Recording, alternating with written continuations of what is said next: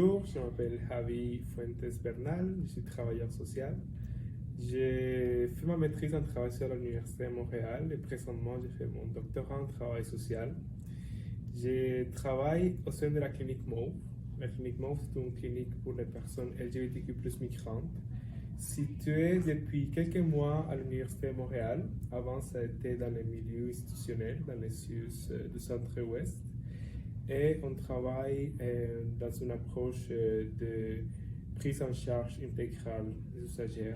Alors, on travaille avec une équipe multidisciplinaire, avec des médecins, notamment des médecins qui pratiquent l'hormonothérapie, des infirmières également qui pratiquent l'hormonothérapie, et des intervenants en santé mentale, des travailleurs sociaux et des psychologues.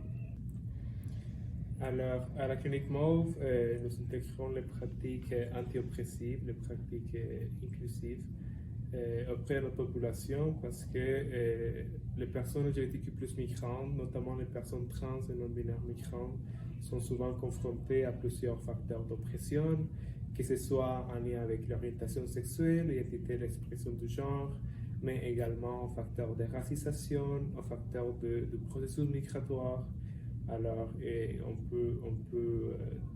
y a plusieurs formes en fait de discrimination et de par cette complexité, c'est très important de tenir en compte comment on va avoir un soutien qui va pas reproduire l'oppression de la société et qui va viser même avoir une compréhension de ces enjeux et chercher à les déconstruire et même à les diminuer. Alors, les approches anti-oppressives que nous mobilisons au sein de la clinique MAUVE, ça va prendre en compte en fait l'importance de sensibiliser les usagers des oppressions qui existent. Et on va avoir plus qu'une vision individualisante ou pathologisante des enjeux de santé mentale, par exemple. Surtout travailler sur comment le stigma social va s'intérioriser chez l'individu. Tous les éléments de stigma comme l'homo, lesbophobie, transphobie, le racisme, la xénophobie, les rejets de la famille, les rejets de la part des partenaires, des amis, la perte du réseau social, le fait de devoir fuir souvent un pays en raison des éléments de violence, va venir s'intérioriser et finalement on va avoir des répercussions sur la santé mentale. Au sein de la clinique MAUVE, les approches anti-oppressives, ça prend en compte également la posture des intervenantes, c'est-à-dire les trajectoires aussi individuelles des intervenantes. On va prioriser de travailler avec des intervenantes qui proviennent de la communauté. On va aussi, bien que c'est difficile il n'y en a pas beaucoup en fait, de personnes LGBTQ+ migrantes qui accèdent à l'université. On essaie de réduire certaines barrières. Il y a par exemple des postes de pair navigation, c'est-à-dire des personnes qui n'ont pas le titre d'intervenant ou une formation canadienne en intervention. Vont avoir tous les savoirs expérientiels et toute l'expertise en fait pour soutenir les pairs, et on va les engager à titre de professionnels de la santé.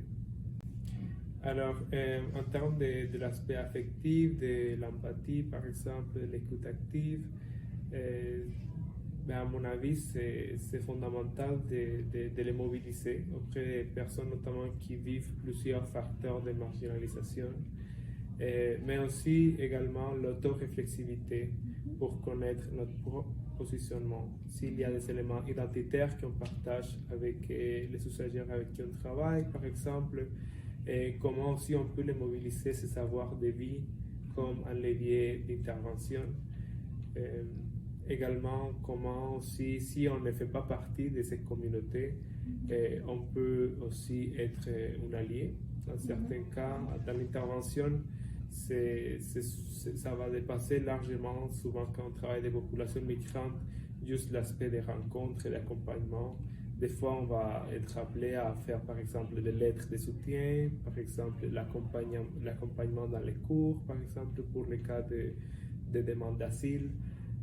Alors, comment aussi on peut se rendre disponible et voir notre travail dans une figure aussi anti-oppressive, les dépasser au-delà des scénarios d'intervention individuelle ou des espaces, des milieux en fait d'intervention. Je considère aussi que c'est important de se connecter avec qui on est, avec notre propre parcours unique pour être en dialogue avec une population ou des personnes qui ont vécu des éléments très difficiles dans leur parcours.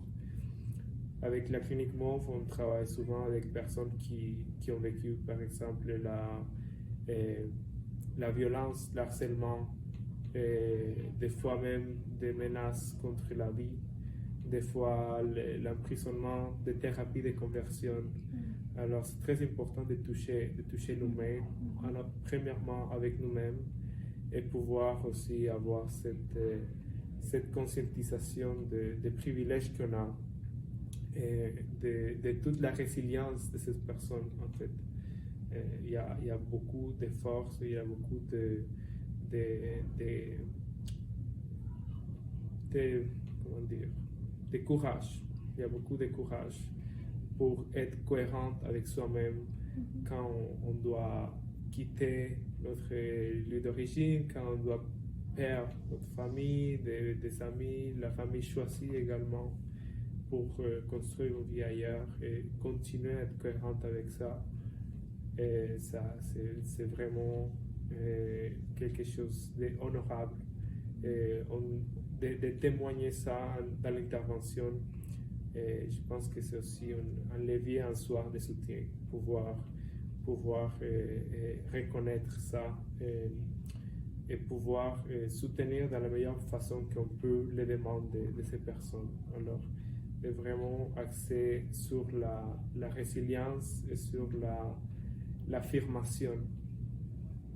En termes de travail social, je pense que c'est référé à notre code de déontologie. Il faut souligner l'importance dans notre code de déontologie d'encourager l'empowerment des personnes avec qui on travaille, d'encourager l'autodétermination et de soutenir l'autodétermination. Alors, quand on travaille avec des populations, par exemple, trans et non-binaires, encourager cette affirmation-là, ça commence aussi par un travail interne, de se connaître soi-même et pouvoir, dans ce sens-là, aussi être capable de soutenir les personnes avec qui on travaille. Je pense que, par exemple, si on utilise les codes d'ontologie, aussi si on highlight comme les éléments des meilleures pratiques, aussi avec des personnes trans et non-binaires, c'est important de tenir en compte toute cette responsabilité professionnelle également qu'on a envers cette population. Ce n'est pas nécessairement un choix, mais ce n'est pas non plus juste par la peur qu'on doit agir. Mais c'est important de se rappeler que, par exemple, au Canada, depuis malheureusement pas longtemps, les thérapies de conversion ont été bannies. Alors, de ne pas affirmer l'identité d'une personne avec qui on travaille, ça peut tomber facilement dans la transphobie.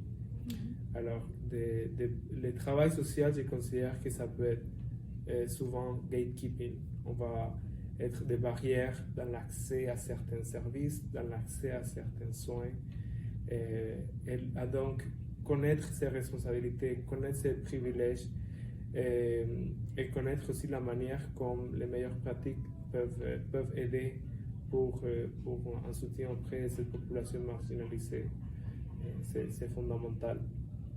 Je tiens à souligner par exemple des recherches qui se font au sein de l'Université de Montréal par des professeurs comme Annie Poulin-Sanfason, qui d'ailleurs a écrit un article dans l'Ordre des travailleurs sociaux,